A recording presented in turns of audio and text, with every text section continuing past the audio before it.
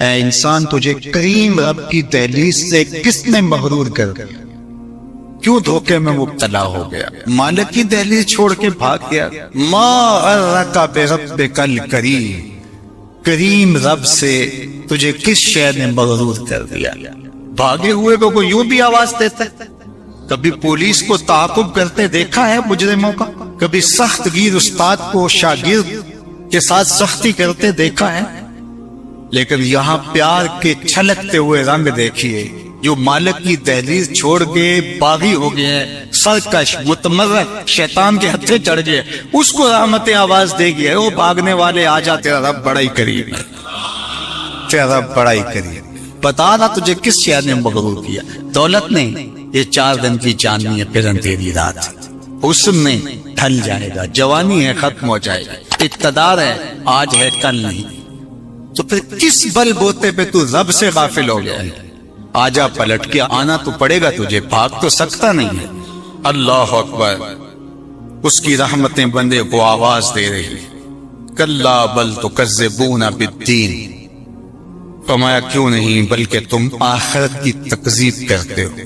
جو تم دنیا کو اپنا خدا بنا بیٹھے ہو تو اس کا مطلب سیدھا سیدھا یہی ہے کہ تم آخرت کی تکذیب کرتے ہو۔ آج اثر و رسوخ سے، آج چالاکی سے، مکاری سے تم دنیا کی گرفت میں نہیں آتے، لوگوں کی نظروں میں بھی اچھے رہتے ہو، عدالتیں بھی خرید لیتے ہو اور تھانے بھی بک جاتے ہیں، آج تمہارے جرائم بھی چھپ جاتے ہیں، لیکن ایک دن ایسا آنے والا ہے جب حکم اللہ کے ہاتھ میں ہوگا، جب ترازو پورا پورا تولے گا، وہ عدالت لگے گی تو وہ عدالت 100% پورا پورا تولے گی، انصاف ہوگا، وہ انصاف کا دن آنے کا ہے، قبل اس سے کہ وہ وقت آئے کوئی حجت باقی نہ رہے۔ تمہیں اپنی آخرت کے لیے تیاری کر دینی چاہیے۔ سورہ الانفطار ہمیں بتاتی ہے کہ ہم اپنی زندگی کو منظم کریں، اپنی زندگی کو اللہ اور اس کے رسول کے بتائے ہوئے طریقے کے مطابق بسر کریں اور اپنے رب کی راہوں کے مسافر ہوں۔ جتنے بھی جرم کیے ہیں وہ کہتا ہے میرے بندے میں کریم ہوں، آجا پلٹ کے، یہ نہیں دیکھوں گا تو نے جرم کتنے کیے، یہ دیکھوں گا تو پلٹ کے میری دہلیز پہ آ گیا ہے، تیرے پچھلے سارے گناہ معاف کر دوں گا، بلکہ معاف کیا تیرے گناہوں کو بدل کے نیکیوں میں تبدیل کر دوں گا۔ تو آ تو صحیح میری چوکھٹ پہ ہاتھ پھیلا تو صحیح، میں کریم ہوں، تیرا رب لگتا ہوں۔ اللہ اکبر، دیکھ تیرا میرا رشتہ کتنا گوڑا ہے۔ دیکھیے ماں کا بیٹے کے ساتھ جو رشتہ ہے، دنیا کے کسی ترازو پہ اس رشتے کی پیمائش ہو سکتی ہے؟ مائیں کتنے دکھ نہیں جھیلتی، کتنی تکلیفیں گوارا نہیں کرتی، لوگوں کے گندے کپڑے دھو رہی ہوتی اپنی اولاد کا پیٹ پالنے۔ ماں کے سینے میں یہ پیار کیوں ہے؟ آپ سب کا ایک جواب ہوگا، اس لیے کہ ماں نے اولاد کو جنم دیا ہے۔ جس ماں نے جنم دیا ہے وہ اتنا پیار کرتی ہے تو جس رب نے خلق کیا ہے وہ کتنا پیار کرتا ہے۔ تو جنم دینے والی کے پیار کا ٹھکانہ کوئی نہیں، تو جس نے دستے قدرت سے بنایا ہے، جو خالق ہے، اس کا بندے کے ساتھ کتنا پیار ہے۔ تو ماں کی گود چھوڑ کے بچہ بھاگ جائے، کتنا بھی نالائق ہو، ماں انتظار کرتی ہے پتر آ جائے، اتنی ٹھنڈی چھاؤں کہیں نہیں ملے گی۔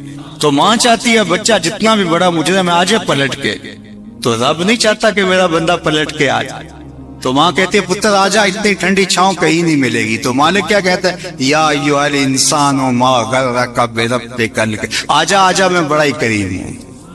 میں یہ بھی نہیں کہوں گا کہ تو نے یہ جرم کیا تھا، تو آ گیا یہ کافی ہوگا، تیرا آنا ہی میری خوشنودی کا باعث ہے کہ تو پلٹ کے آ گیا ہے۔ اللہ تعالی ہمیں سچی توبہ کی توفیق دے۔ اس دنیا کے اوپر جتنے بھی ہم گناہ کرتے ہیں، صرف ایک گناہ کو ہی شرک کہا گیا ہے، شرک اصغر، شرک کے علاوہ، حقیقی شرک کے علاوہ اگر کسی گناہ کو شرک کہا گیا ہے تو وہ ریا کو کہا گیا ہے۔ ریا میں انسان اس عمل میں کسی بندے کو شریک کرتا ہے، یعنی کسی بندے کی رضا جوئی کے لیے، کسی بندے سے کچھ غرضیں سمیٹنے کے لیے، اور کسی بندے کی خوشنودی کے لیے، یا اپنے نفس کو اس میں شامل کر کے وہ ریا کے ذریعے سے اپنے عمل کو ملوث کرتا ہے، تو وہ عمل پھر خالص نہیں رہتا۔ تو صرف جو شرک اصغر کہا گیا اعمال میں سے، وہ ریا کو کہا گیا، اور یہ ایک رائی کے دانے کے برابر بھی قابل قبول۔ جہنم میں ایک وادی ہے، حدیث پاک میں آتا ہے کہ وہ اتنا عذاب ہے اس وادی کے اندر کہ ایک دن میں 600 مرتبہ جہنم بھی اس وادی سے پناہ طلب ہے، پناہ مانگتی ہے اللہ مجھے اس وادی سے 600 مرتبہ ایک دن میں جہنم اللہ سے عرض کرتی ہے مالک مجھے اس حصے سے بچا کے رکھ 600 مرتبہ ایک دن.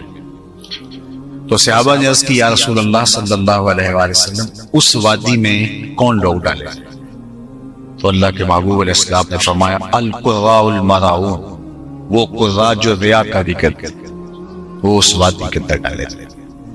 تو اب اللہ کیا چاہتا ہے ہم سے؟ اللہ چاہتا ہے میرا بندہ میرا ہی ہو اور اس کے اندر خیر کی شرکت کرو.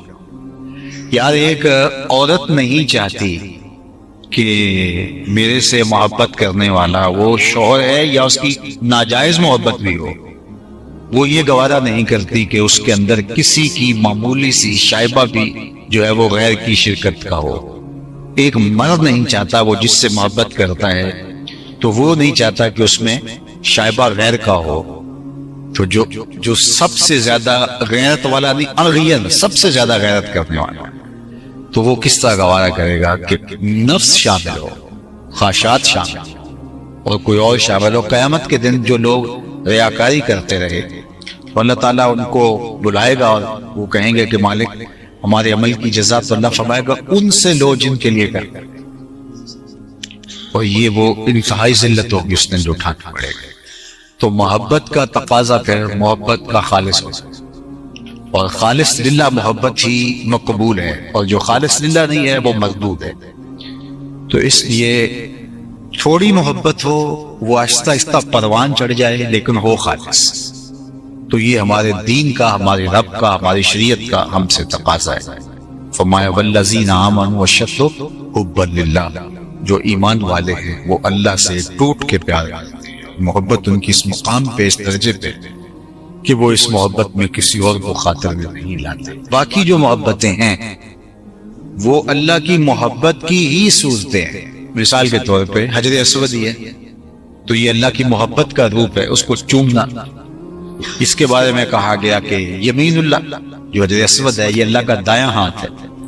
اللہ اکبر. تو جس نے حجر اسود کو چوما گویا اس نے رب سے مصافحہ کیا. یمین اللہ، اللہ کا دست راست، اس کا دست کرم. اللہ اکبر. تو پھر اب مجھے اور آپ کو سمجھ آتی ہے کہ ہم وہاں جا کے بے چین کیوں ہو جائیں، وہ کشش کیوں ہو جائیں.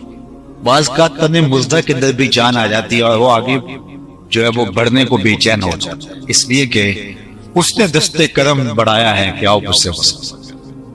اللہ اکبر. تو یہ اس کی محبت کا ہوا، ورنہ اسلام نے تو پتھروں سے دور کیا ہے. آپ اسلام کا مزاج پڑھیں، اسلام نے پتھروں سے بندوں کو دور ہٹایا ہے، لیکن اس پتھر کے نیڑے کیا جا رہا ہے. تو یاد اس کے ساتھ ایک پتھر منسوب ہو جائے تو اس کی محبت اللہ کی محبت ہے، اور حضرت خلیل اللہ کے قدم لگ جائیں تو وہ اس کی محبت اللہ کی محبت ہے. حضرت حاجرہ کے قدم لگ جائیں تو اس پتھر کی محبت اللہ کی محبت کا عکس اور جمال ہے. تو پھر رسول اللہ کی محبت اللہ کی محبت کا رنگ کیوں نہیں ہوگی؟ تو پھر اللہ اور اس کے رسول کی محبت ایک ہی محبت ہے. تو اللہ اور اس کے رسول سے محبت کرنے کی پھر ترغیب ہمیں شریعت میں جو ہے وہ ملتی ہے. تو پھر اللہ اور اس کے رسول سے شدید محبت یہ تقاضا ایمان ہے، اور اللہ ہم سے چاہتا ہے کہ ہم اس سے بھی پیار کریں، اس کے محبوب سے بھی پیار کریں، اور اس کے محبوبوں سے بھی پیار کریں. دیکھیں میری اولاد ہے تو میری اولاد کسی کو تعظیم دے تو میں اس کو گوارا کروں گا، آپ کی اولاد تعظیم دے گوارا کریں. لیکن باپ والی تعظیم کسی کو دے تو وہ تو آپ گوارا نہیں کریں گے، میں بھی گوارا نہیں، چونکہ یہ تو اللہ نے مجھے اور آپ کو اعزاز دیا. میری اولاد میرے سے ضد کر کے بھی کھلونے مانگ لے، کوئی چیز مانگ لے تو میں ضد پوری کروں گا اور مجھے خوشی ہوگی. لیکن میری اولاد کسی اور سے مانگے تو میری غیرت جاگے کہ یہ تو میرا حق تھا کہ میری اولاد کو مجھ سے اپنی ضروریات کی تکمیل کے لیے سوال کرنا چاہیے تھا، اس نے کسی اور سے کیا. تو میرا رب بھی گوارا نہیں کرتا کہ میرا بندہ ہو کسی اور کی دہلیز پہ جائے. کہا تمہارے جوتے کا تسمہ بھی ٹوٹ جائے تو اپنے رب سے مانگو، وہ تمہیں دینے والا ہے، تمہاری ضرورتوں کی تکمیل کرنے والا ہے، یہ تمہارا رب گوارا نہیں کرتا. اللہ اکبر. حضور نے سوال کرنے سے منع کیا. حضرت ابو بکر صدیق رضی اللہ تعالی عنہ سواری پہ بیٹھے تو ہاتھ سے کوڑا گر گیا.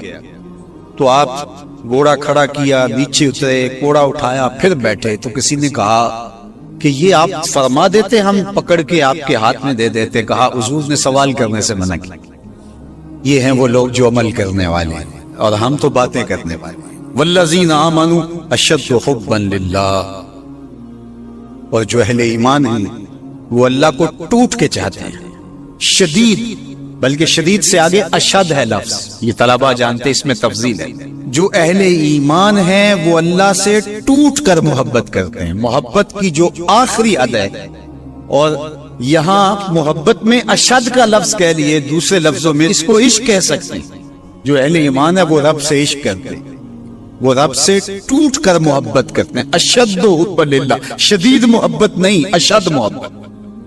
اشد محبت سے آگے تو کوئی درجہ ہی نہیں، تو وہ کتنی محبت کرتے ہیں، تبھی تو جانے وار دیتے ہیں اس کے نام پہ، اس کے حکم پہ گردنیں کٹواتے ہیں۔ یہ ہے شدید محبت کا روح۔ اس کا حکم ہوا جیسا ہوا۔ ذرا دیکھیے یہ کتنے لوگ ہیں، آپ کوئی شہر سے آیا ہے، کوئی دیہات سے آیا ہے، کوئی دوسرے شہر سے آیا ہے، کوئی گلیوں سے نکل کے آ گیا ہے، تو یہ کیوں بھاگے بھاگے آ رہے ہیں؟ آج کل تو کسی کے پاس 10 منٹ نہیں ہے، تو آپ کہیں گے جمعہ ہے، رب کا بلاوا ہے، آگے۔ یہاں میں چاہوں تو 1 گھنٹہ گفتگو کروں، آدھا کروں، آپ بیٹھے رہیں گے، پھر چلے جائیں گے۔ ابھی گھر جا کے کمر سیدھی نہیں ہوگی تو پھر مسجد سے بلاوا ہے، آپ پھر بھاگے چلے آئے۔ تو وہ مالک اس محبت کی لاج رکھنے والا ہے۔ یار اللہ سے محبت بہت بڑی دولت ہے، آج اللہ سے محبت ہم بھول گئے۔ حضور علیہ الصلوۃ والسلام کی محبت بھی اللہ کی محبت ہے، یہ بات ذہن میں رکھیے۔ اس کا یہ مطلب نہیں ہے کہ کوئی شخص حضور کی محبت کی نفی کر دے اللہ کی محبت کا نام لے کر، جس طرح کے ایک فکر ایسی بھی موجود ہے۔ لیکن دوسری جانب بھی کچھ ایسی صورتیں اتر گئی ہیں کہ حضور کی محبت اس کا نام لیا جاتا ہے، اور اللہ کی محبت بتدریج دلوں سے اس طرح سے ختم کر دی گئی۔ اہل ایمان اللہ سے ٹوٹ کے محبت کرتا، تتجافا جنوبہم عن المضاجع، اور اللہ کی محبت کی وجہ سے راتوں کو ان کی کروٹیں بستروں سے الگ رہتی، وہ خوف اور طمع میں رب کو پکارا، کبھی قیام میں، کبھی سجود میں، کبھی رکوع میں، کبھی تسبیح کرتے ہوئے، کبھی تہلیل کے ترانے پڑھتے ہوئے، اس کا مبارک نام لیتے ہوئے۔ تو اس کے ذکر سے اس کی محبت کا اظہار ہوتا ہے۔ نماز پڑھو تو ڈوب کے پڑھو، سجدہ کرو تو ڈوب کے پڑھو، گویا تم اپنے مالک کی دہلیز پہ اپنا سر رکھ دیا ہے، اور پوری تندہی کے ساتھ اس کے حضور سجدہ ریزیاں کرو، چونکہ وہ ہمارا خالق ہے۔ جب کسان ہل چلاتا ہے اور فصل پکتی ہے تو چڑیاں آ کے اس فصل کو چگ جاتی ہیں، کچھ دانے اٹھا کے لے جاتی ہیں۔ تو روایت میں آتا ہے کہ وہ اٹھائے ہوئے جو دانے چڑیاں لے گئی ہیں، اللہ ان کو بھی اس کسان کے نامہ اعمال میں صدقے کے ثواب میں لکھتا ہے۔ تو یہ دین ہے ہمارا۔ ما وعدہ فی ہمارا فیا صدقہ، جو تم کمائی بیوی کو لا کے دیتے، اس کے منہ میں رکھتے، برگر کھلاتے ہو تو بیوی کو جا کے تم جو چیز کھلاتے ہو لا کے، اور اس سے وہ خوش ہوتی ہے اور تمہیں بھی اس سے مسرت ہوتی ہے، تو فرمایا کہ وہ جو تم نے کمائی کر کے لقمہ لا کے بیوی کے منہ میں دیا اور وہ خوش ہوئی، تو فرمایا تمہارا وہ بھی نامہ اعمال میں صدقے کے کھاتے میں لکھا جائے گا۔